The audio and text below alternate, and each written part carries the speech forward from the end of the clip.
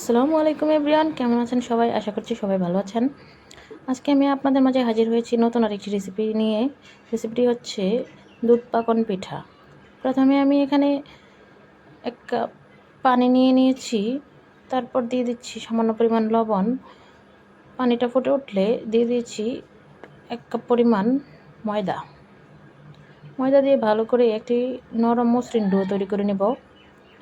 ভালো করে নাড়াচাড়া দিয়ে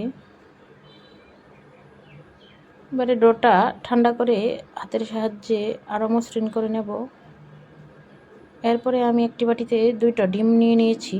ডিমগুলোকে ভালোভাবে কচলিয়ে পিঠার ডোয়ের মধ্যে দিয়ে দেব। এবারে এই ডোটাকে ভালো করে কচলিয়ে নিতে হবে।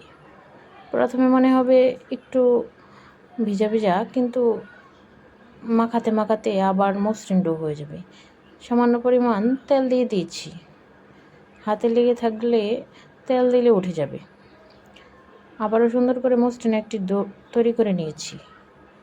এবার একটু একটু লেচি কেটে নিয়ে হাতের সাহায্যে ছোট ছোট লম্বা লম্বা শেপ দিয়ে দিচ্ছি।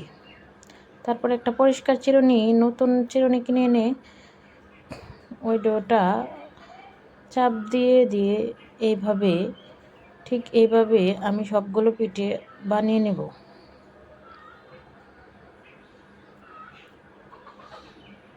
এই যে দেখেন, আমি যেভাবে বানাচ্ছি ঠিক সেম এইভাবে। খুবই সহজ, যে কেউ ট্রাই করলেই পারবে। সবগুলো পিঠা বানানো শেষ। এখন আমি একটি ফ্রাই প্যানে নিয়ে নিয়েছি কিছুটা তেল। তেলটা হালকা গরম হয়ে এলে সবগুলো পিঠা দিয়ে দেব। সুন্দর করে এই পিঠ ও পিঠ ভেজে নেব। বেশি লাল করা যাবে না, হালকা বাদামি রং চলে আসলেই উঠিয়ে নেব। দেখুন পিঠাগুলো তেলে দিতেই কীরকম ফুলে গিয়েছে। আপনারা চাইলে এই পিঠাটা এভাবেও খেতে পারেন, খেতে অনেক মজা হয়। সবগুলো পিঠা ভাজা শেষ। এখন আমি পিঠাগুলো নামিয়ে নিয়েছি। দেখতে দেখা যাচ্ছে অনেক ফুলে গিয়েছে, একদম নরম তুলতুলে। এখন আমি একটি পাত্রে 1 কেজি পরিমাণ দুধ নিয়ে নিয়েছি। দিয়ে দিচ্ছি 4-5টা এলাচ এবং স্বাদমতো লবণ। দুধটা ভালো করে জাল করে এলে এখানে দিয়ে দেব 1 কাপ পরিমাণ চিনি।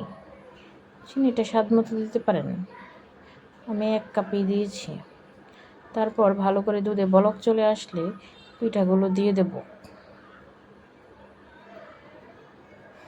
কিছুক্ষণ জাল করে নেব। জাল হয়ে এলে উঠিয়ে নেব। দেখুন পিঠাটা সব দুধ চুষে নিয়ে এসে, দুধ দেওয়ার পরে এই পিঠার ফাইনাল লুক দেখুন, কতটা নরম তুলতুলে এবং রসে ভরা নরম তুলতুলে দুধ পাকন পিঠা।